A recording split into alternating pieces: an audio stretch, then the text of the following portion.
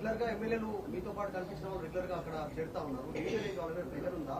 ఎందుకోసం మారుతున్నారు అంటారు? ఒకటే మాట బ్రదర్, ఇవాళ ఎంత దారుణంగా ఉంది రేవంత్ రెడ్డి గారి పరిపాలనలో పరిస్థితి అంటే, పేర్లు చెప్పను ఆ ఎమ్మెల్యేలు కూడా ఇబ్బంది పడతారు.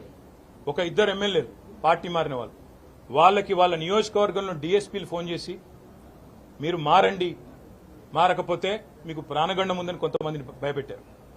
స్వయంగా పోలీస్ అధికారులు ఫోన్ చేసి వాళ్ళ భయభ్రాంతులకు గురి చేసే విధంగా చేస్తున్నారు. ఇవాళ బీజేపీ చేస్తేనేమో వాషింగ్ మెషిన్ అంటారు, పాపాలు చేసిన వాళ్ళు అందులో పోతే పాప ప్రక్షాళన జరిగి బయటకు వచ్చిందని మాట్లాడుతూ ఉన్నారని చెప్పి రేవంత్ రెడ్డి గారు కాంగ్రెస్ పార్టీ ఆక్రోశిస్తుంది. వేరే రాష్ట్రాల్లో బీజేపీ కాంగ్రెస్ ఎమ్మెల్యేలను తీసుకుంటే మర్డర్ ఆఫ్ డెమోక్రసీ అంటారు. కానీ మరి ఇక్కడ మీరు చేస్తున్నది ఏంటి అని వారిని అడిగితే సమాధానం రాదు. కానీ వారు చేస్తున్నది కూడా సేమ్ పని. ఏం చేస్తున్నారు? కొంతమంది మీద కేసులు, విజిలెన్స్ దాడులు.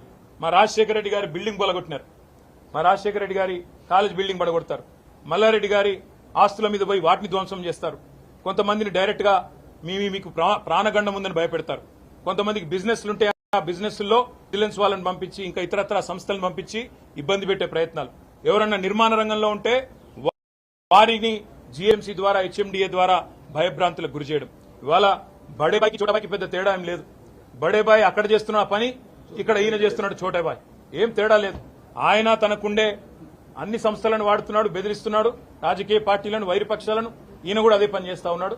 మాకు పార్టీ మారిన ఎమ్మెల్యేల మీద సానుభూతి ఉంది, ఎందుకంటే వాళ్ళు రాజకీయంగా ఆత్మహత్య చేసుకున్నారు.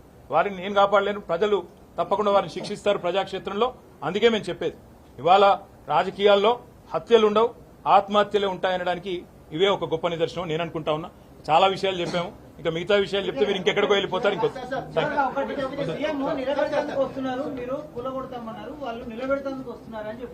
సరే, ఇప్పుడు బ్రదర్ ఒక్క మాట, ఎవరైతే కూలగొడతామని చెప్పారో మొట్టమొదటి పార్టీలో చేరిందే ఆయన. ఇప్పుడు మాకు డౌట్ ఏమొస్తుందంటే, ఏ కడియం శ్రీహరి అయితే చెప్పిండో ఆయన ముందు నుంచే కోవట్టుకున్నాడేమో, ముందు ఆయనతోనే చెప్పించి కథంతా చేస్తున్నాడేమో అని మాకు డౌట్ వస్తుంది.